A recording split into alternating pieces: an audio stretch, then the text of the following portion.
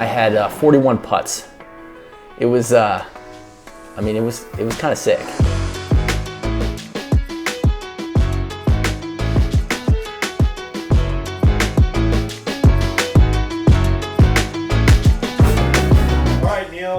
What are we talking about today? We're talking about the Innisbrook Golf Resort in Palm Harbor, Florida, which is on the St. Petersburg, or some may know it as the St. Jetersburg side of the St. Pete / Tampa part of Florida.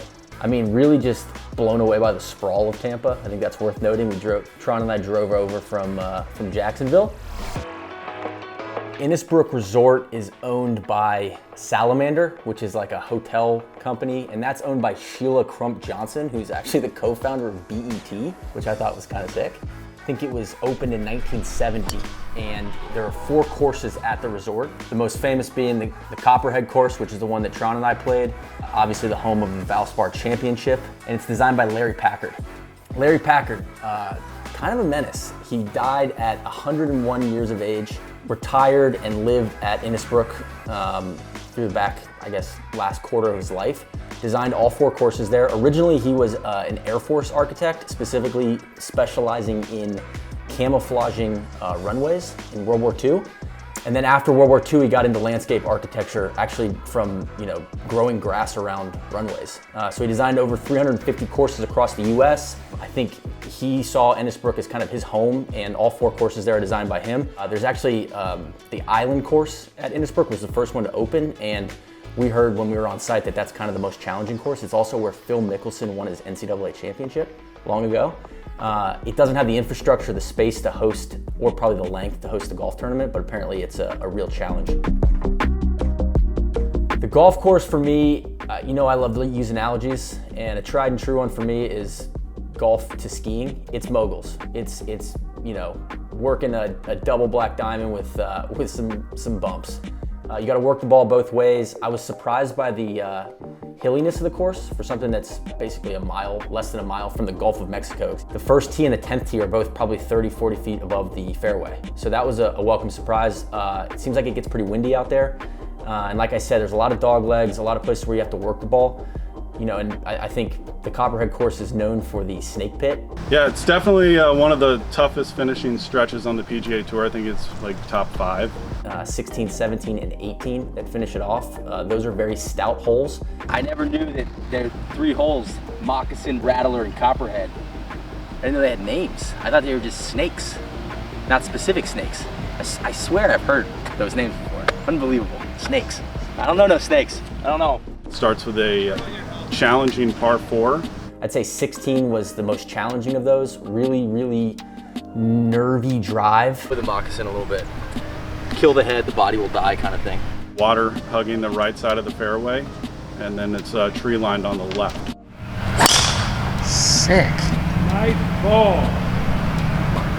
We had a delightful round of golf with my uncle, Tom Kunk, who is a retired 101st Airborne Colonel and a die-hard golf sicko. Woo! Nice ball. There's a bit of a Durden ball there. Kind of put a lot into that one. Taste it, Moccasin. And then there's a tree that overhangs on the left side that really impacts your second shot into a small green. He just got bit. He just got bit. We need some anti-venom.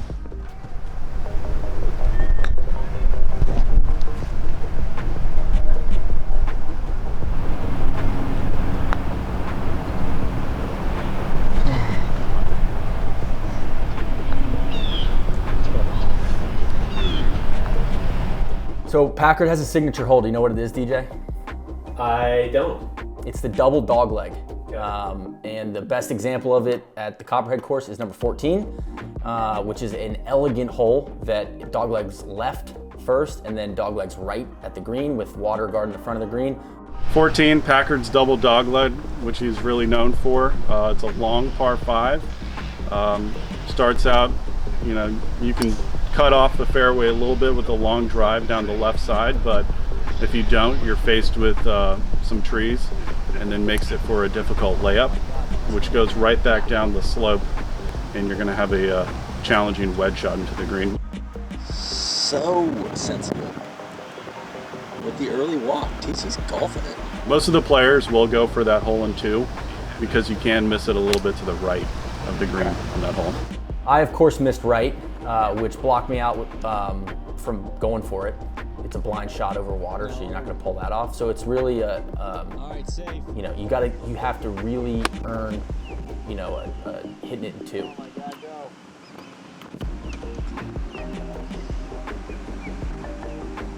Extra club. My favorite hole, I really like 14. The double dogleg kind of lived up to the signature status. 16, I think that hole really presented a good problem. You know, what's the architect asking me to do here? That was a difficult question to answer. Number 3 also stuck out to me. Very difficult dogleg right with water, framing a narrow fairway on both sides, and kind of a wide open part of the course where you could tell the wind would be a massive factor. Very nervy tee shot. I think that kind of sums up the course for me. So those 3 holes definitely stick with me as favorites or signatures. What'd you shoot? I shot an 85 and I had 41 putts.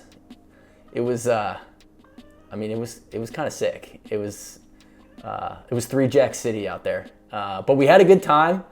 I think I got a good taste of what makes the course difficult. The greens were very fast. I got above the hole a few times, which is tough. You know, but if you drive in the fairway and you can stay below the hole, you know, I think there's opportunities to play well out there. I will remember the snake statue on 16T. It is awesome. I think TC and I got some good footage of it too. That's what I feel like right now. I need some anti-venom, man. God, I swear I've heard the name snakes before. There's too many snakes Too many snakes. on this plane. It's cool. It's like a good identity for a course. I should say it's, you know, it's a resort, so it's open to the public. You know, it's a place that anybody can go and play. And I think if you're on the west coast of Florida, I'd recommend stopping by the Innisbrook Resort.